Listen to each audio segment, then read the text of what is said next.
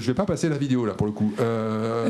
Moi j'ai même pas réussi à la regarder. C'est ça mon problème, c'est que je peux pas aller sur Twitter là depuis. J'ai vraiment un problème pour y aller parce que cette vidéo est partout et c'est très dur de ne pas la voir. Et c'est très dur de la voir. Et en même temps, c'est et finalement, j'ai vu la fin. On va la décrire. Et donc en fait, on est alors. On va décrire dans la vidéo. On est dans un bus, on est dans un tramway. C'est un tramway. Il fait nuit. Donc il y a une jeune, elle est blonde, c'est une jeune fille. Alors elle a 23 ans. Elle a 23 ans. C'est une Ukrainienne, jeune femme, qui s'appelle Irina. Elle s'assoit. C'est pas une adolescente, mais une jeune adulte standard avec une casquette. Elle est sur son smartphone. Il y a 4-5 personnes dans le tram et elle s'assoit sur une banquette. Elle est toute à son téléphone. Et il y a de la place. Il y a de la place. Voilà, il y a 4-5 personnes et derrière elle, elle n'a même pas fait attention à cette personne, il y a un individu en suite. J'aurais pas espéré moi il m'aurait pas inspiré confiance d'entrer dans le tramway, j'aurais pas eu confiance, mais bref, il se passe une minute, ce mec se lève et poignarde la fille, lui donne 3 coups de couteau. 3 coups de couteau extrêmement situés, bien situés. Il l'égorge en gros et se barre en disant I got that wild girl. J'ai eu la fille blanche. J'ai eu cette fille blanche. Et l'adolescente, elle a juste un regard de terreur. Je vais peut-être juste poser c'est quelque chose, c'est qu'elle comprend à peine qu'elle vient de mourir en fait, quasiment. Elle est en train. Oui, en plus c'est horrible parce que je pense que les voyageurs n'ont pas réagi. Enfin, n'ont pas réagi, se sont barrés, mais je pense qu'ils n'ont pas réalisé non plus ce qui se passait. Ça, on peut pas juger sur. Et même elle, on voit qu'en fait, elle est en train de mourir. Elle s'en. Le temps qu'elle le réalise, elle est morte, quoi. Et c'est surtout le regard de terreur. Enfin, voilà, c'est une vidéo horrible.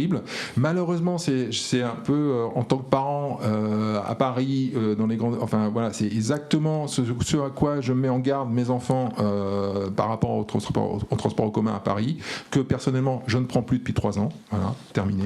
Fini les transports en commun. Parce que ça en fait tu sais pas comment ça peut tourner, donc moi c'est fini.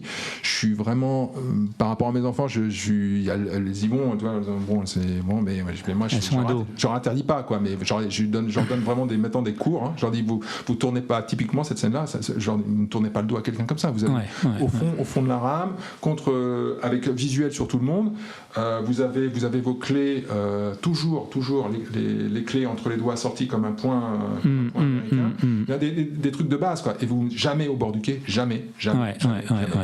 Tu restes au fond. Voilà, des règles de base. Mais c'est vrai que j'ai toujours. Et là, c'est presque un cauchemar. C'est le cauchemar de tout parent que tu vois. Et alors au-delà du fait. Alors, ça, c'est le crime en lui-même. C'est l'émotionnel. Maintenant, on va parler pourquoi on en parle. Voilà, pourquoi on en parle. Parce qu'effectivement, à ce stade, c'est qu'un fait divers. C'est qu'un fait divers. Mais aux États-Unis, ce qui est intéressant, c'est que, à la différence de la France, c'est que les juges sont élus et leurs noms sont donnés. Ils sont publics. Le juge qui a sorti qui n'a pas mis en tôle le mec qui a tué n'importe qui, la petite Lola ou la nana en l'occurrence, ou Samuel Paty ou autre, là les noms sont secrets, mais pas aux États-Unis. Donc on a le nom de la juge parce que le gars en question a quelque chose comme 15, 16, 17 16 condamnations, et la fameuse juge l'a relâché dans la nature.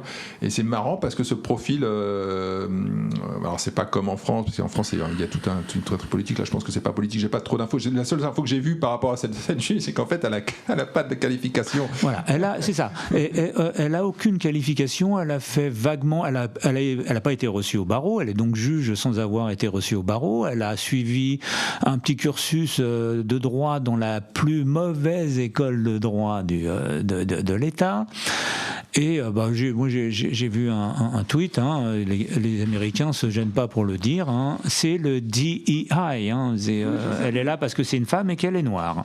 Donc oui, elle est noire, c'est une femme, parce que on m'a pas dit, parce qu'on n'en a pas parlé jusque-là. Donc la victime est blanche, l'assassin est noir. Ça, c'est un fait, voilà. Alors on rappelle tout le Black Lives Matter, tout ce qu'il y a eu, qui a été qui a servi de levier à l'anti-Trumpisme, voilà, qui a servi qui a animé en tout cas les États-Unis de 2015 à 2000, jusqu'à l'élection de Trump, puisque l'élection de Trump a été un peu le contre-coup de ça. Donc oui, voilà, donc tous les politiques, tous les journalistes, tous les artistes posaient le genou à terre parce que il y a eu le meurtre de George Floyd par un policier. Horrible aussi, hein, je veux dire, les images sont aussi insoutenables. C'est l'absence de réaction dans l'autre sens, en fait, par rapport à cette... Oui, là, il n'y a pas de White Lives Matter. Les grands quotidiens démocrates n'en parlent pas, c'est passé sous les radars, un peu comme... en fait, c'est l'équivalent de l'histoire de Thomas Crépol. D'ailleurs, on rejoint le débat. Et c'est l'histoire de Lola en Écosse, et c'est l'histoire des 3 petites gamines en Angleterre, donc on est sur la même chose. Hein. Non, et sur Thomas Crépol, où j'allais dire que ça a recoupé Patrick Cohen, hein, parce que d'ailleurs Patrick Cohen a été un des grands artisans de l'inversion accusatoire. C'était d'un seul coup Thomas qui n'était plus la victime, c'était le coupable, c'était lui qui avait été raciste, et en quelque sorte c'était bien fait pour sa gueule, en gros. C'est ça. Voilà. Donc voilà, donc là il y a eu silence radio sur cette histoire, alors que les vidéos elles sont horribles.